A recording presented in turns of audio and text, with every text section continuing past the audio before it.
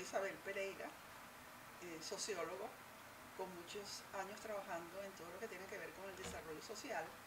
En este video particularmente nos vamos a dirigir a los ciudadanos promotores de agendas de reformas en el Estado Trujillo. Si nos acercamos al Estado Trujillo, si observamos cómo es esa dimensión natural de este Estado, vamos a observar que es un lugar privilegiado en cuanto a la belleza de sus recursos naturales, a la posibilidad de desarrollo de una agricultura muy poderosa. Y sobre todo, yo diría que la característica más fundamental del Estado Trujillo es la calidad de sus recursos humanos.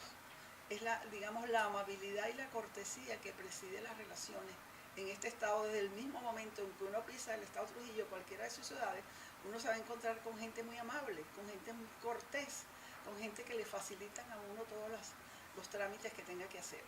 En este sentido, yo les voy a proponer en el desarrollo de este video un acercamiento más en el plano subjetivo, dirigido a aquellos aspectos sociales, culturales, antropológicos que definen cómo es el Estado Trujillo. Entonces, aquí yo les voy a proponer que conversemos alrededor de 3 puntos. El primero es, yo diría que el Estado Trujillo tiene que hacer un grandísimo esfuerzo en la concentración en el cambio cultural antropológico de la responsabilidad individual. Los trujillanos tienen que hacerse cargo de su Estado. El Estado no puede estar en manos de gentes que no han crecido, que no se han desarrollado, que no son portadores de la cultura del Estado Trujillo. Entonces, por tanto, el cambio cultural antropológico quiere decir quién es la persona humana, cómo es esa persona humana, qué piensa esa persona, cuáles son sus aspiraciones. En un segundo plano, la segunda propuesta que quisiera hacer es acerca de una transformación institucional, porque ese cambio antropológico del individuo que se define como portador de un proyecto de vida tiene que reflejarse en las instituciones, y esas instituciones tienen que estar orientadas hacia la inclusión, hacia el renacer del poder ciudadano, porque si algo apreciamos en el Estado Trujillo es que hay una cierta subordinación de los poderes y potencialidades del ciudadano frente a poderes externos. Y en tercer nivel, esto nos conduciría a un planteamiento hacia la necesidad de limitación del poder del Estado. Entonces, en estos 3 planos, es muy importante reflexionar, iniciar un diálogo, una conversación que permita a los trujillanos retomar la fuerza para que ellos sean realmente los protagonistas del cambio de su Estado. Entonces, esto comienza por alimentar el poder del individuo frente al autoritarismo. Una visión que uno tiene del Estado Trujillo es que el poder de las jerarquías es muy fuerte en el desarrollo de las relaciones interpersonales. Se asume como una condición natural el poder incluso de los sectores militares en el gobierno del Estado. Y en realidad el gobierno del Estado tiene que estar en manos de los civiles, de los ciudadanos. Los militares son resguardadores del orden, no son el poder en sí mismo. Tenemos otro gran cambio en el cual tenemos que trabajar, es que pasar de esa noción que tenemos de que somos productores primarios, somos grandes productores de alimentos, pero tenemos que convertirnos en generadores de valor. O sea, esa producción primaria que estamos generando en el Estado Trujillo, tenemos que avanzar, tenemos que trascender esa frontera de desarrollo agroindustrial y convertirnos en creadores de valor. Todas aquellas cosas que originalmente estamos desarrollando como extrayendo productos de la tierra, tenemos que lograrla convertirla en nuevos productos que sean la base de nuestra riqueza. Tenemos en cuarto lugar que reconocer la importancia del capital social. Si los trujillanos tienen esa capacidad, ese valor, esa cultura casi natural, ese don de gentes, entonces en esa misma medida tenemos que aprovecharlo en el sentido de generar capital social. ¿Capital social qué es? Es la generación y concentración de todos los esfuerzos, o sea, toda esa energía que se da alrededor de las aspiraciones, de los deseos, de los sueños, de las potencialidades que puede haber en el sector. Entonces eso es reforzar el capital social, y creo que el Estado Trujillo sería uno de los más poderosos en este sentido, porque es uno de los territorios de mayor don de gentes y de amabilidad. Y que esto sea una expresión de cooperación, de confianza y de transparencia en la relación entre los ciudadanos. Bueno, este primer punto, que es el punto que tiene que ver con el poder ciudadano, tenemos que reflejarlo en la transformación institucional del Estado. hacia la inclusión y que acoja ese renacer del poder ciudadano. El poder ciudadano es crucial para la creación de gobiernos funcionales, para la generación de oportunidades económicas y sociales. Tenemos que tener claras nociones de la separación entre lo público y lo privado, la profundización de la conciencia ciudadana sobre la preponderancia de los objetivos compartidos.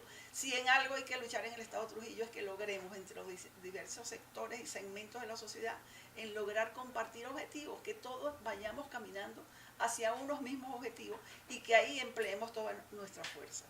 Entonces, ¿esto qué implica? Implica una exigencia de capacidades, de esfuerzos, de adquisición de conocimiento, que nos permita a nosotros agregar esos valores que son necesarios para lograr la riqueza que aspiramos construir en el Estado Trujillo. Yo diría que en este punto el último párrafo sería a la necesidad de alinear las instituciones, sobre todo en el campo del aprendizaje y del conocimiento. Si tenemos universidades de calidad, tenemos colegios con buenos maestros, entonces vamos a ponernos todos a marchar en torno a objetivos compartidos, pero esto significa poder del ciudadano y poder de ponerse de acuerdo en torno a objetivos compartidos. Entonces, este sería un segundo punto que yo les plantearía como uno de los grandes objetivos que tenemos que lograr para lograr ese fortalecimiento y esa expansión de esas riquezas naturales que tiene el Estado Trujillo. En tercer lugar, hay que acometer un proyecto que es fundamental, que es limitar el poder del Estado. Tenemos que tener nuevas bases para la gobernanza y la activación del capital social. La gobernanza tiene que definirse como un acuerdo entre los sectores privados y los públicos. Los gobiernos no pueden solos. Y si lo dejamos solo, los gobiernos van a gobernar para sí mismos. Entonces lo que tenemos que buscar es que el gobierno sea una expresión de la transferencia del poder que hace el ciudadano a ese gobierno. Porque el Estado, ¿cómo tiene que ser visto en el Estado Trujillo? Como un Estado al servicio del ciudadano. No como un Estado que le defina cuáles son los proyectos de vida de cada una de las personas, cuáles son los límites de su expansión, qué es lo que puede hacer y no puede hacer. Son los ciudadanos los que ponen las fronteras. Y el Estado simplemente se convierte en una maquinaria que facilita el alcance de todos estos objetivos. Entonces esto significaría un reposicionamiento de las relaciones del Estado del ciudadano y una sincronización total de todas las instituciones que representen capital social como producto del esfuerzo, o sea, de actividades compartidas, de todas aquellas cosas que queremos lograr. Bueno, si seguimos en esta onda, yo diría que tendríamos una agenda muy concreta de acciones que acometer. La primera, es necesario en el Estado Trujillo desarrollar una estrategia cultural, doctrinaria, antihegemonía, pro libertad y a favor del poder del ciudadano. El Estado Trujillo no puede ser gobernado por entes foráneos, no puede depender de entes ajenos a sí mismo. Entonces, para eso hay que fortalecer el poder del ciudadano, hay que fortalecer el capital social. Y ahí les propongo, en el Estado Trujillo es uno de los estados que tiene el mayor número de consejos comunales. Despojémonos de prejuicios y pensemos que en el Estado Trujillo tiene alrededor de 2.000 consejos comunales. ¿Cómo logramos nosotros que la mayoría de ellos se integren en un proyecto de cambio y de transformación del Estado? Porque sin ellos no lo podemos hacer. Y ya están ahí, están organizados, y nosotros sabemos que se pueden lograr grandes cambios culturales, sociales y filosóficos dentro de la naturaleza de estos consejos comunales. Tenemos que pensar en una expansión de la frontera agrícola como una actividad prioritaria. Hay que triplicar los espacios donde se están desarrollando actividades agrícolas. Eso es totalmente posible y ha sido una aspiración de los trujillanos. Lo mismo que la expansión de la frontera agroindustrial. Todo esto tiene que ser concebido dentro de una estrategia donde el desarrollo turístico no sea solamente la expresión de unos paisajes muy lindos que tiene el Estado Trujillo. Para que esos paisajes se valoricen como espacios turísticos, tienen que tener todo un desarrollo de infraestructuras, de servicios, de calidad en la atención humana sobre todo. Quizás lo más importante en el desarrollo del turismo es la manera como la gente es tratada una vez que pisa esos territorios que ofertan servicios turísticos. Y para eso tenemos que preparar a nuestra gente, que ya de antemano sabemos que tienen condiciones innatas para hacerlo, dada la amabilidad, dado el humanismo que priva en las relaciones entre los trujillanos.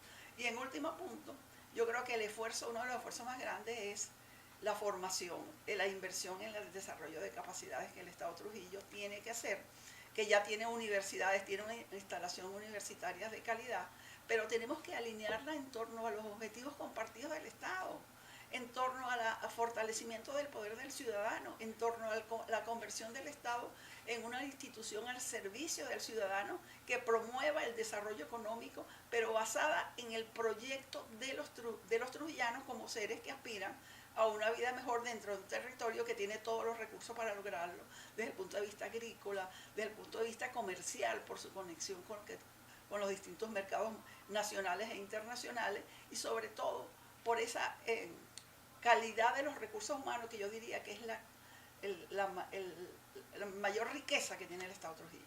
Entonces, bueno, ese es el objetivo de este mensaje, decirles que el Estado Trujillo sí puede lograr la transformación, que los agentes promotores y los ciudadanos promotores de una agenda de reformas tienen todas las condiciones para lograr ese salto cualitativo que permite que el Estado Trujillo se convierta en el mejor espacio para vivir en Venezuela.